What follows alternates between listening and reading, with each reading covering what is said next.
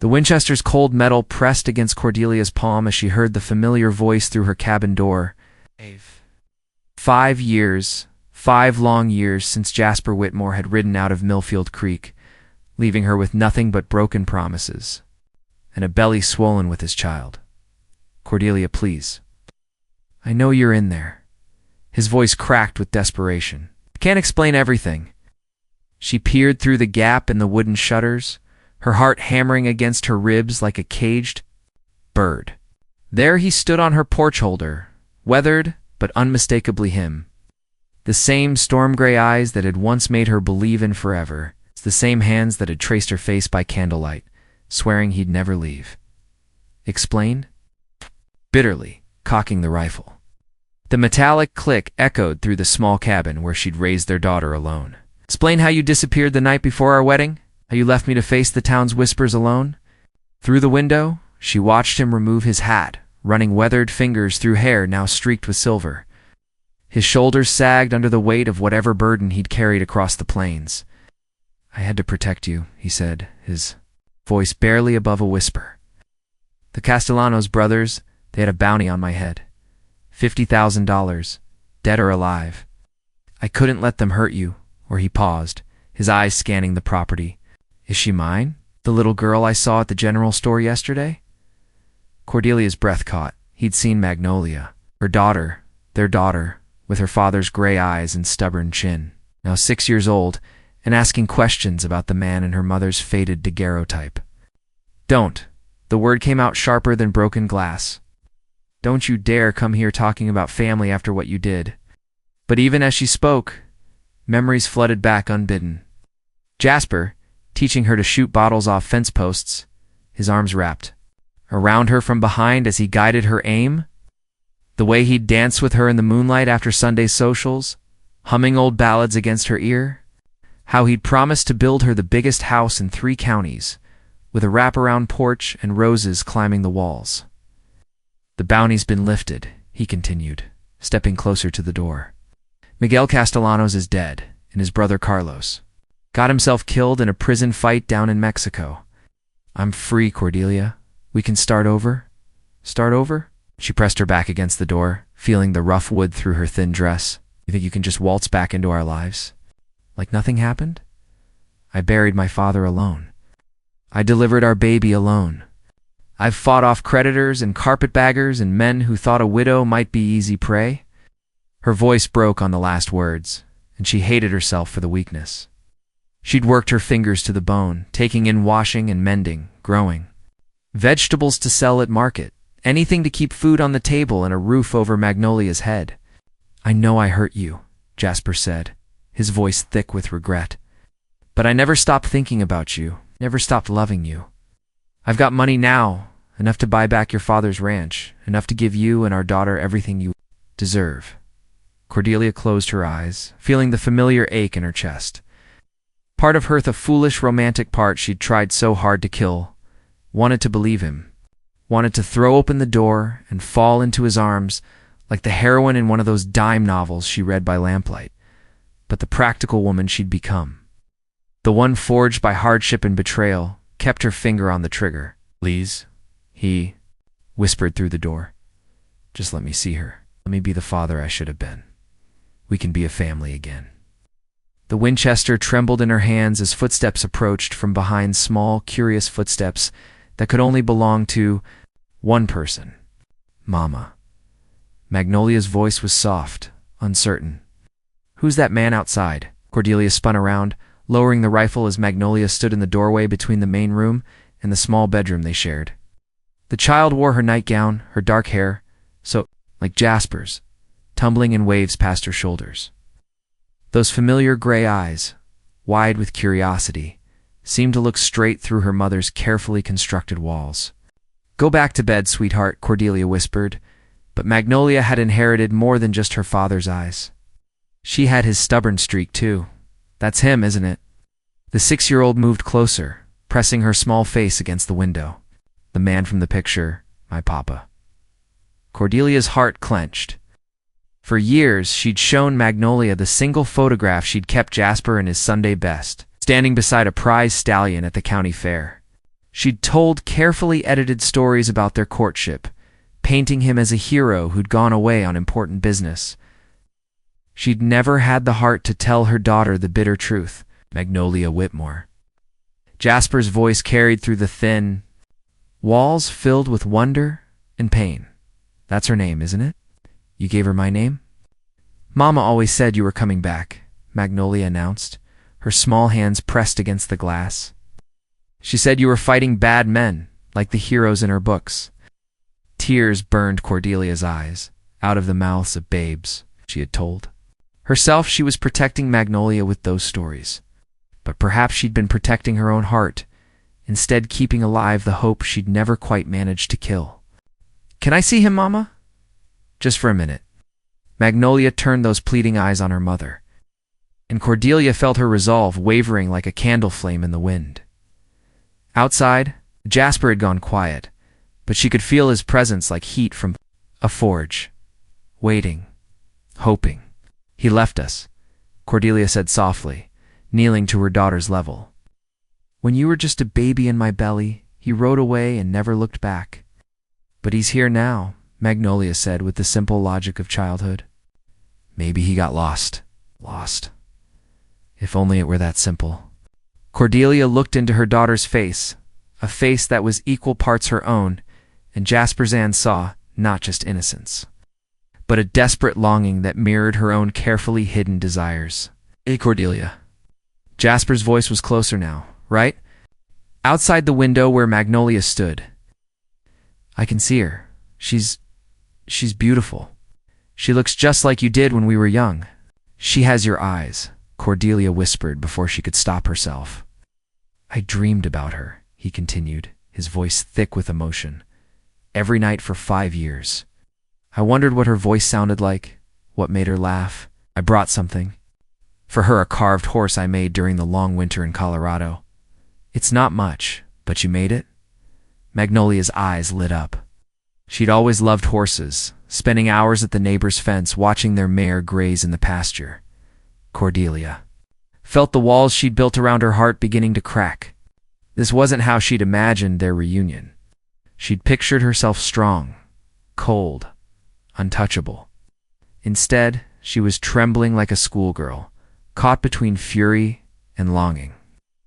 Between the woman she'd become and the girl she used to be. Mama Magnolia tugged at her dress. Can't we just talk to him? You always said talking was better than fighting. Smart child. Too smart for her own good. Cordelia looked at the rifle in her hands, then at her daughter's hopeful face, then at the shadow of the man who'd once been her whole world visible through the curtains. 5 years of anger warred with 5 years of love, never quite forgotten. 5 years of raising their daughter alone, warred with Magnolia's obvious hunger for the father she'd never known. Please, Mama, Magnolia whispered. I want to meet my papa. The rifle felt heavier in Cordelia's hands as she made the decision. That would change everything. Cordelia's hands shook as she slowly unlatched the door. The rifle still clutched in one trembling grip. The hinges creaked like old bones as she pulled it open just wide enough to see Jasper's face clearly for the first time in 5 years. He looked older, lines etched deep around his eyes, scars she didn't recognize crossing his weather-beaten hands. But those storm-gray eyes were the same, and when they met hers, she felt 18 again, dizzy with first love and impossible dreams. Hello, Cordelia. His voice was rough, uncertain. You're even more beautiful than I remembered. She raised the rifle slightly, though her heart wasn't in the threat anymore. Don't you dare try to charm your way back into our lives. Magnolia pushed past her mother's skirts, fearless in the way only children can be. She stared up at Jasper, with undisguised fascination, taking in every detail of his face, like she was memorizing it. You're really my papa, she said. Not a question, but a statement of wonder. Jasper's composure cracked. He knelt slowly, bringing himself to her eye level, and Cordelia saw tears threatening in his eyes. Yes, little one, I'm your papa. And I'm so sorry I wasn't here to watch you grow up. Mama said you were fighting. Outlaws, Magnolia said, matter-of-factly. Did you win? A bitter laugh escaped Jasper's throat.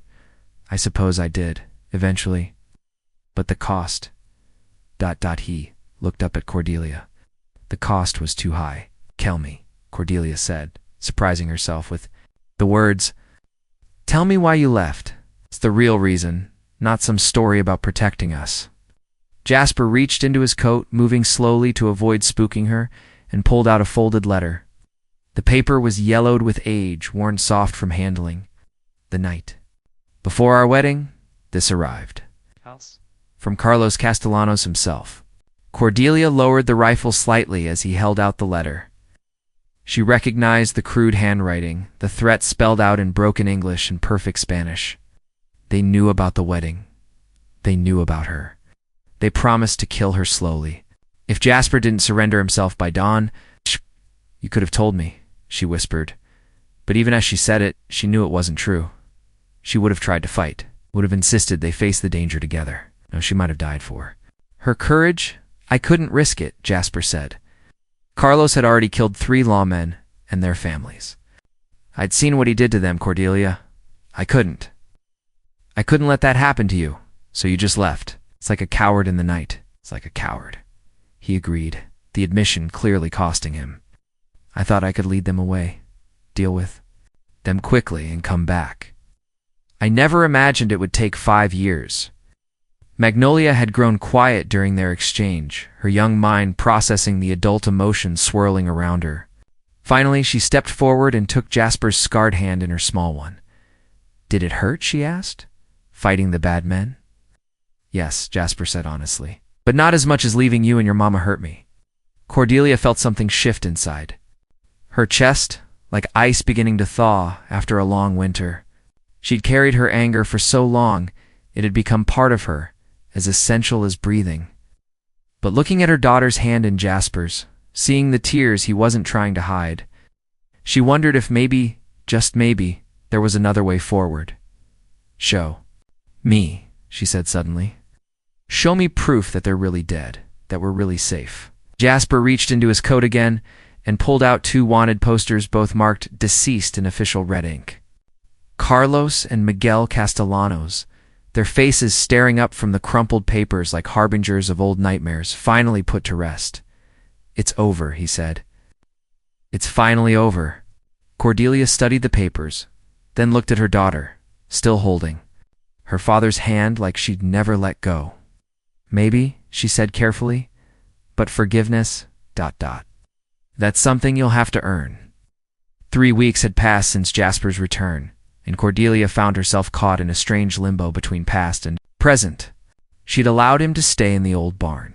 Out of practicality, he'd immediately set to work repairing the sagging roof and broken fence posts, and partly because Magnolia had looked at her with such hopeful eyes that refusing seemed cruel, but trust was a different matter entirely. "Mama, look what Papa taught me." Magnolia came racing across the yard, her small hands cupping something precious.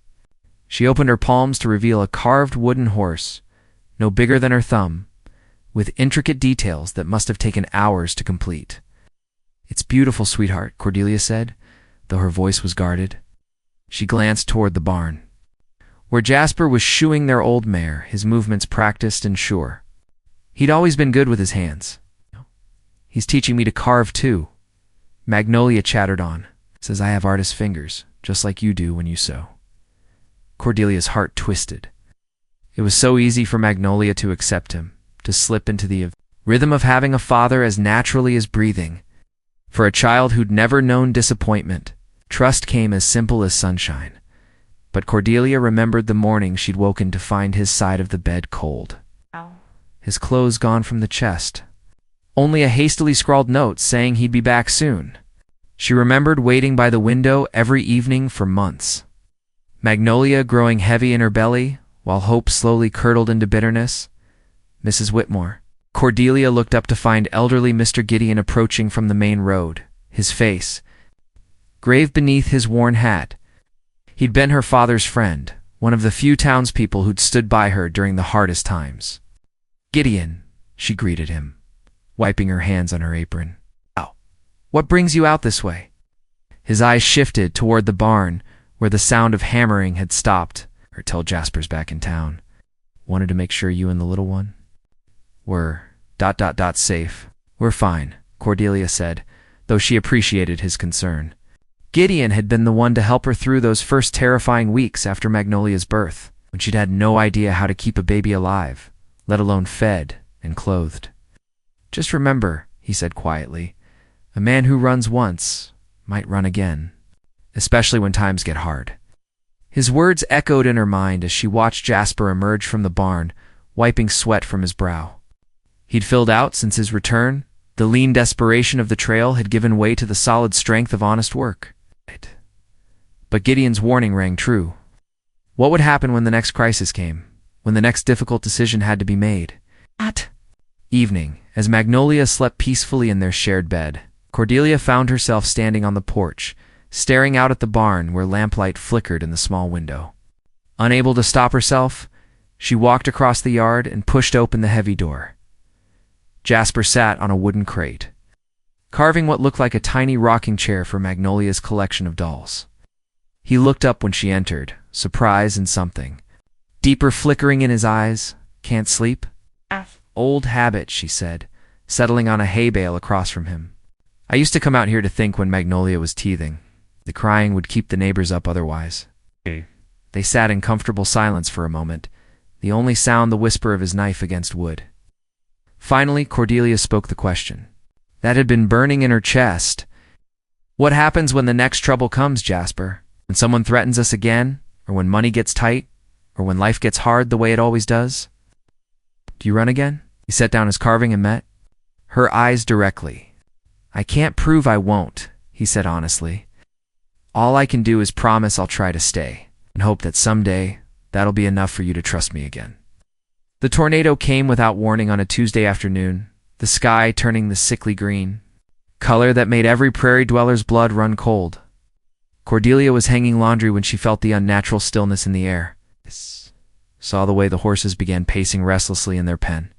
"Magnolia!" she called, scanning the yard frantically. Her daughter had been playing near the creek just minutes ago, but now was nowhere to be seen. Magnolia. Jasper came running from the barn, his face grim as he studied the ominous wall of clouds bearing down on them. "Where is she?" he shouted over the rising wind. "I don't know."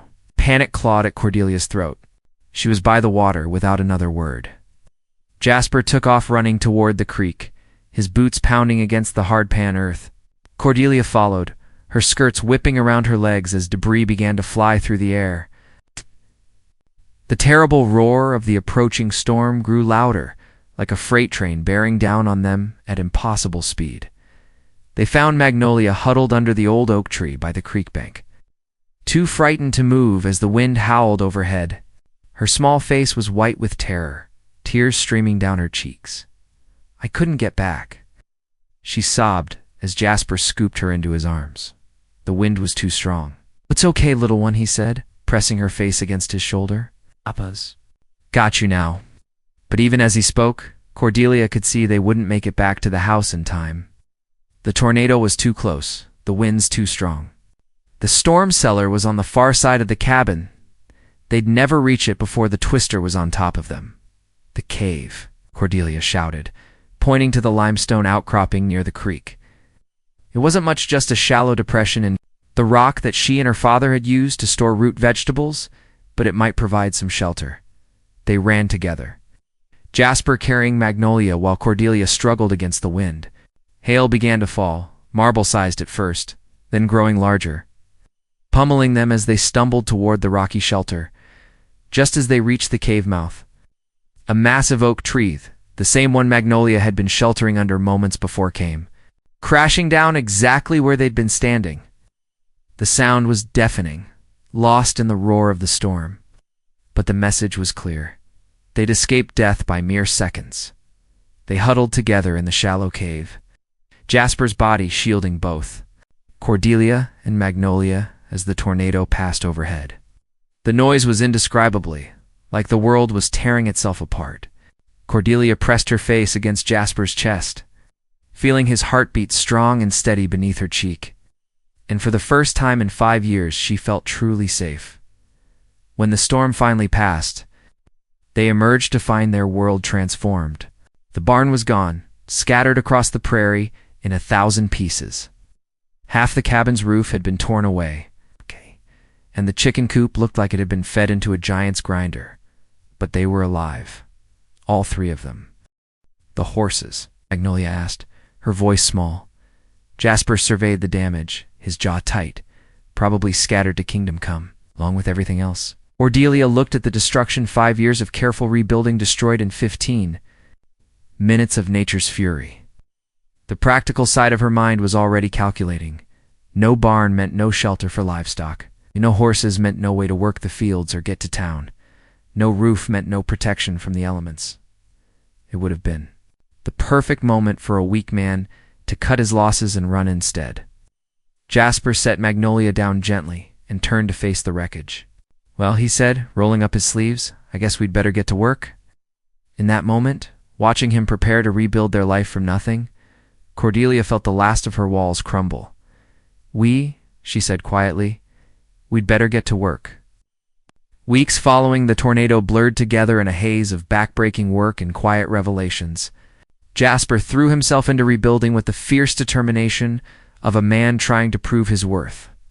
Working from dawn until well past sunset, while Cordelia and Magnolia salvaged what they could from the wreckage, but it was the small moments that mattered most. Like when Cordelia found him one evening, sitting on the porch steps with Magnolia curled in his lap, teaching her the constellations just as her own father had once taught her. His voice was soft, patient, as he traced invisible lines between the stars with his finger. "That one there is Cassiopeia," he was saying, "a vain queen who boasted she was more beautiful than the sea goddesses." "What happened to her?" Magnolia asked, her gray eyes wide with interest. "She was punished for her pride, condemned to circle the sky upside down for eternity." Jasper's voice carried a note of something deeper, regret, perhaps, or hard-won wisdom. "Pride can make us do foolish things, little star. Make us hurt the people we love most." Cordelia watched from the doorway, her heart aching with familiar longing. This was what she'd dreamed of during those long, lonely nights, their family complete. A daughter learning about the world from the man who'd helped create her. The next morning brought unexpected visitors. 3 men rode up the dusty path, their horses lathered with sweat, their faces grim beneath wide-brimmed hats. Cordelia felt ice form in her veins as she recognized the look of trouble. Jasper Whitmore? The leader was a lean man with intelligent eyes and a star pinned to his vest. "I'm Marshall Crawford. We need to talk." Jasper stepped forward, positioning himself between the lawman and his family. "What can I do for you, Marshall?" "There's been some confusion about the Castellanos brothers. New evidence suggests Carlos might not be as dead as we thought." The words hit Cordelia like a physical blow. She watched the color drain from Jasper's face, saw his hands clench into fists at his sides. "That's impossible," he said. "I saw the body myself." "Hell, I'm the one who put him in the ground. This might be someone's using his name, stirring up old trouble," Crawford admitted. "But there's been a string of robberies down south, all bearing his signature. Witnesses swear they saw Carlos Castellanos himself leading the gang."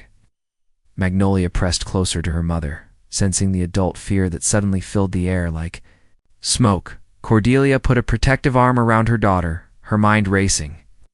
After everything they'd rebuilt, everything they'd begun to hope for again, ... double quotes. "What are you asking me to do?" Jasper's voice was carefully controlled, but Cordelia could hear the storm brewing underneath. "Come with us. Help us track down whoever's responsible. You know his methods better than anyone alive." The silence stretched between them like a taut rope. Cordelia found herself holding her breath, waiting for Jasper's answer, knowing that whatever he said would determine the course of all their lives. Finally, Jasper shook his head. No, Crawford's eyebrows rose in surprise. "I'm done running toward trouble, Marshall. I've got a family to protect, a farm to rebuild. Whatever's happening down south, you'll have to handle it without me." The marshal studied him for a long moment, then nodded slowly. "Can't say I blame you, but if this Carlos Soar, whoever he is, comes looking for you, then I'll be right here," Jasper said firmly. "Where I belong." After the lawmen rode away, Cordelia found herself standing beside Jasper on the porch, watching. the dust settle in their wake.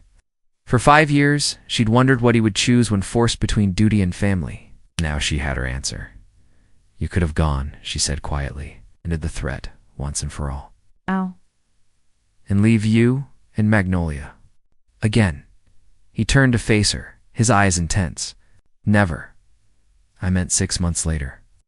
Cordelia stood in the doorway of their newly rebuilt home, watching Jasper teach Magnolia to ride the gentle mare they'd bought with the reward money from helping capture the false, while Carlos Castellanos, the real threat, had turned out to be nothing more than a desperate outlaw trading on a dead man's reputation.